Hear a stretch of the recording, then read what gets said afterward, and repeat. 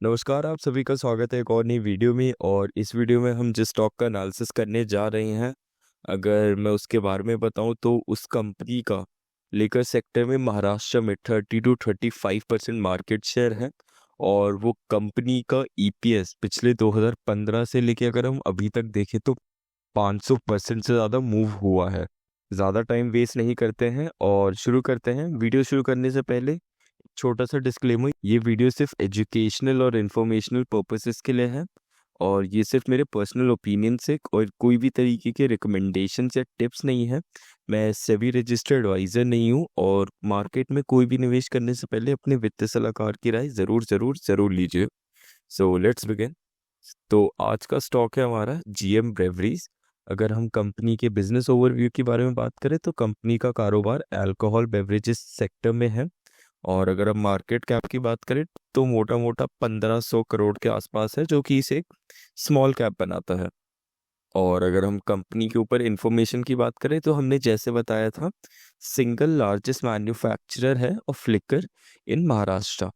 और कंपनी के डिविडेंड की अगर हम बात करें तो 2015 में कंपनी डिविडेंड देती थी 1 रुपए का, जो कि 2025 आते आते 7.5 रुपए का हो चुका है। तो आप ग्रोथ इमेजिन कर सकते हैं। अब हम आगे बढ़ते हैं। मैनेजमेंट की अगर हम बात करें तो इनके एमडी थे मिस्टर जिमी अल्मीडिया। माफ़ कीजिएगा अगर प्रोनाउंसिएशन थोड़ी सी गलत हो।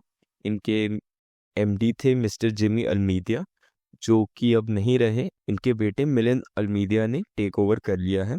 और फुल टाइम डायरेक्टर है मिसेस ज्योति अल्मीडिया और एक और फुल टाइम डायरेक्टर है हमारे पास मिस्टर किरण प्रसाद। अब हम आगे बढ़ते हैं, हिस्ट्री के बारे में बात करते हैं। तो कंपनी 1988 में शुरू हुई थी, जैसा हमने बताया, बाय जिमी अल्मीडिया। और कंपनी ने फुल स्केल कमर्शियल प्रोडक्शन शुरू करा था 1986 में इनके अपने ही प्लांट में, जो कि विरार में है।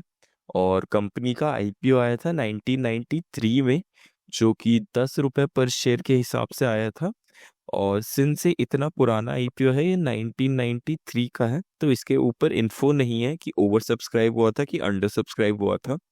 और जैसा कि मैंने बताया कि मिस्टर जिमी अल्मीडिया का निधन हो चुका है अक्टूबर 2019 में, और उसी के बाद से उनके बेटे मिलिंद अल्मीडिया ने टेक ओवर कर लिया है बिजनेस। आप यहाँ एक एक्सेल शीट से देख सकते हैं कंपनी की हिस्ट्री। कंपनी ने 2014 में एक बोनस और स्प्लिट दिया था, 2016 में एक और दिया था, 2018 में एक और बोनस और स्प्लिट, और अभी रिसेंट मई 2024 में आया है इनका एक और बोनस और स्प्लिट। इतने सारे बोनस और स्प्लिट्स का अगर हम रीज़न जानना चाहें तो एक तरीके से लिक्विडिटी काफ़ी इम्प्रूव होती है किसी भी स्टॉक की। और हम पीयर्स वाले सेगमेंट में देखेंगे कि कंपनी का इक्विटी साइज बहुत छोटा है, तो एक तरीके से इक्विटी साइज को भी एक्सपैंड करने में काफ़ी काम आता है बोनस और स्टॉक स्प्लिट। अब हम आगे बढ़ते हैं। लोकेशंस की अगर हम बात करें, मैन्युफैक्चरिंग यूनिट, तो इस कंपनी की एक मैन्युफैक्चरिंग यूनिट है जो कि है विरार महाराष्ट्र में, जो कि 50,000 बॉक्सेस पर डे बनाता है। और एक मैं अजम्पशन बता रहा हूँ कि एक बॉक्स में कम से कम 12 या 24 बॉटल्स होती होंगी, तो उस हिसाब से कैलकुलेट करें तो 6 लाख के आसपास कहीं कहीं बॉटल्स बैठती हैं। इनकी मैन्युफैक्चरिंग फैसिलिटी में लिकर के साथ साथ ये बॉटल्स का भी प्रोडक्शन करते हैं। ये एक स्पेशल टाइप के बॉटल्स का प्रोडक्शन करते हैं जिन्हें बोलते हैं पेट बॉटल्स। पेट एक तरीके का प्लास्टिक का मॉलिक्यूलर फॉर्मूला चेंज करके एक तरीके के बॉटल्स बनते हैं, तो इन्हें पेट बॉटल्स बोलते हैं। और इनका एक ऑफिस है प्रभा देवी मुंबई में। और अगर हम करंट सिनेरियो की बात करें तो कंपनी महाराष्ट्र के बाहर कहीं ऑपरेट नहीं करती है। कंपनी का मेन डिस्ट्रीब्यूशन मुंबई, थाने, पालघर में ही है। अब हम आगे बढ़ते हैं।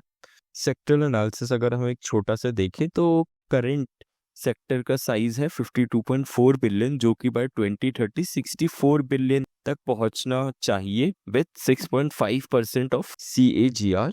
और इंडिया थर्ड लार्जेस्ट मार्केट है अल्कोहल बेवरेजेस में, जहाँ पे विस्की और बियर डोमिनेट करती है कंजम्पशन को। अगर हम इंडिया में देखें तो कंट्री लिकर होती है जो, वो 30 to 35% of total alcohol consume होती है। अगर आपको कंट्री लिकर नहीं पता है वो क्या होती है, वो टीयर 3 से टीयर 6 तक की ऑडियंस के लिए होती है। और अगर मैं आपको और क्लियर करके बताऊं तो एक कंट्री लिकर का एग्जांपल है जीएम संतरा। तो अब हम आगे बढ़ते हैं। इंडिया में 3 तरीके के अल्कोहल बनते हैं। पहला आता है आईएमएफएल। अगर हम आईएमएफएल में देखें तो इसके अंदर जिन, टॉनिक्स, विस्कीज ये सब आते हैं। और उसके बाद आता है हमारा बियर्स एंड वाइन। तीसरा आता है कंट्री लिकर। इसके मैंने आपको एग्जांपल बता दिए थे। और अब हम सेगमेंट वाइज इनकी ग्रोथ रेट देखेंगे। तो आईएमएफएल की ग्रोथ रेट है 6.5 से 7% CAGR, जो कि एक काफ़ी डिसेंट और एवरेज ग्रोथ रेट है इस सेक्टर में। वहीं अगर हम बियर का देखें तो वो 8+% दिखा रहा है हमें। और कंट्री लिकर 4 to 5%। इसका एक रीज़न है, ये इतना कम ग्रोथ क्यों दिखा रहे हैं, क्योंकि इनके प्राइसेस बहुत लो होते हैं, अफोर्डेबल होते हैं, चीप होते हैं। तो ये या तो वॉल्यूम में खेल सकते हैं या तो ये प्राइस में खेल सकते हैं। अब ये प्राइस में नहीं खेल पाएंगे क्योंकि इनकी ऑडियंस बहुत ज़्यादा एक तरीके से बैकवर्ड में आ जाती है, तो ये वो वैसा प्राइस नहीं कभी अटेन कर पाएंगे। तो ये वॉल्यूम में खेलते हैं, और सिंस ये वॉल्यूम में खेल रहे हैं तो एक इकोनॉमिकल बैरियर आ जाता है जो इसकी ऑडियंस है। तो जो एक तरीके से रीज़न है, इनकी ग्रोथ इससे ज़्यादा नहीं बढ़ सकती। और वहीं अगर हम वाइन की बात करें तो 10% से ज़्यादा इसकी ग्रोथ दिख रही है अर्बन एरियाज में। अब मैं आपको बताता हूँ कि बियर और वाइन, ये तो सेगमेंट की ग्रोथ इतनी इनॉर्मस क्यों है। एक तो सबसे पहले रीज़न आता है हमारे यूथ काफ़ी ज़्यादा कंजम्पशन साइकिल में इन्वॉल्व हो रहा है। और दूसरा अगर हम वाइन की बात करें तो wines, because of its price, they can easily pull off this growth rate. तो अब हम आगे बढ़ते हैं। शेयर होल्डिंग पैटर्न की बात करें तो प्रमोटर के पास 74.3% शेयर होल्डिंग पैटर्न है, वहीं रिटेल के पास 25.4% है, और एफ के पास 0.3% है। आप यहाँ देख सकते हैं एफ और रिटेल्स की शेयर होल्डिंग। फंडामेंटल्स की अगर हम बात करें तो पीई सबसे पहला आता है। तो एवरेज इंडस्ट्री का पीई अभी चल रहा है 50 to 65। टॉप 10 कंपनीज ली हैं उसका एवरेज निकाला है। और अगर हम जीएम ब्रेवरीज का एवरेज देखें तो 9 से 12 के बीच में है। और सेक्टर का ओवरऑल एवरेज देखें कि इस सेक्टर में ओवरऑल एवरेज क्या रहता है, तो 40 to 50 है, जो कि कोई मेजर डिफरेंस नहीं है इन दोनों में। जीएम ब्रेवरीज में काफ़ी बड़ा हम डिफरेंस देख सकते हैं। तो और हम बोल सकते हैं इससे कि जीएम ब्रेवरीज अंडर वैल्यू है। और अंडर वैल्यू है तो काफ़ी एक अच्छा पोटेंशियल दिख रहा है हमें यहाँ ग्रोथ का। और डिविडेंड की बात करें तो कंपनी ने 2014 से लेके 2025 तक कंसिस्टेंटली ग्रोथ दिखाई है और डिविडेंड्स प्रोवाइड करे हैं। और एक एवरेज डिविडेंड देखे तो 9.5% का डिविडेंड दिया है।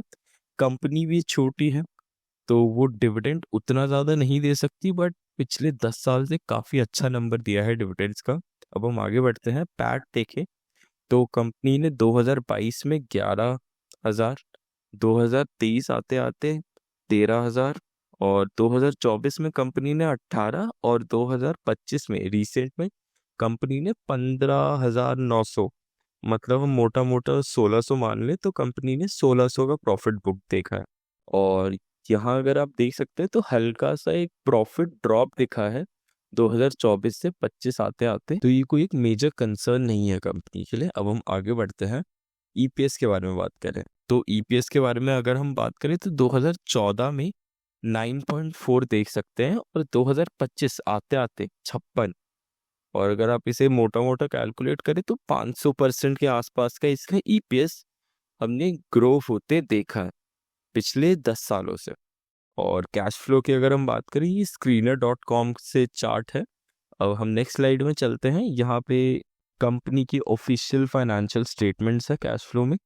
तो अगर हम ऑफिशियल स्टेटमेंट्स पढ़ें तो company under operating activity company ने प्रॉफिट्स बनाए हैं, और 2025 में प्रॉफिट्स ना बनाने के बावजूद कंपनी रेवेन्यू में ऊपर गई है। और वहीं इन्वेस्टिंग एक्टिविटी के बारे में बात करें तो कंपनी ने एसेट्स में इन्वेस्ट करा है और भी कोई इन्वेस्टमेंट्स करी है। और फाइनेंसिंग एक्टिविटी के बारे में बात करें तो कंपनी के पास कोई भी बड़ा डेट नहीं है, तो कोई भी रीपेमेंट की कंपनी को टेंशन नहीं है। और कंपनी ने मेजरली यूज़ करा है डिविडेंड पेमेंट्स के लिए और ऑपरेशनल एक्सपेंसेस के लिए। अब हम आगे बढ़ते हैं। डेट टू एसेट रेशियो के बारे में बात करें तो आप यहाँ देख सकते हैं 0, और यहाँ आप नॉन करेंट लाइबिलिटीज में आप देख सकते हैं कंपनी के पास डेट कितना है, और करेंट लाइबिलिटीज में कंपनी के पास डेट कितना है। और अगर हम इसकी एक समरी देखें तो आप ये नीचे screener.com है, आप इससे आसानी से देख सकते हैं। तो हम इससे पता लग रहा है कंपनी ने 2016 के बाद कोई बड़ा डेट लिया नहीं है, जितने भी हैं वो छोटे मोटे डेट्स हैं जो कि ऑपरेशनल एक्सपेंसेस के अंडर आते हैं। और तो अगर हम मोटा मोटा देखें डेट टू एसेट रेशियो, वो 0 अगर मैं आपको बताऊं तो वो 0.0003 के आसपास कहीं थे, अगर मेरी कैलकुलेशन सही है तो अगर मैं आपको मोटा मोटा बताऊं डेट टू एसेट रेशियो अगर आपका 1 से ज़्यादा है तो इसका मतलब है आपके पास एसेट्स कम है, डेट ज़्यादा है। और वहीं अगर हम देखें आपके पास डेट टू एसेट रेशियो 1 से कम है तो इसका मतलब है आपके पास एसेट्स ठीक ठाक है, अगर कल को बैंकरप्सी की भी नौबत आ गई तो कंपनी संभाल लेगी। तो अब हम आगे बढ़ते हैं, पीयर्स के बारे में बात करते हैं। तो जैसे पिछले वीडियो में भी हमने बात करा कि इस सेक्टर के जाइंट्स यूनाइटेड स्पिरिट्स और यूनाइटेड ब्रेवरीज हैं, इन दो से हम कंपेयर नहीं कर सकते अपने स्टॉक को। ये इन्वेस्टमेंट ग्रेड स्टॉक्स हैं, इनको कंपेयर नहीं कर सकते हमारे स्मॉल कैप से।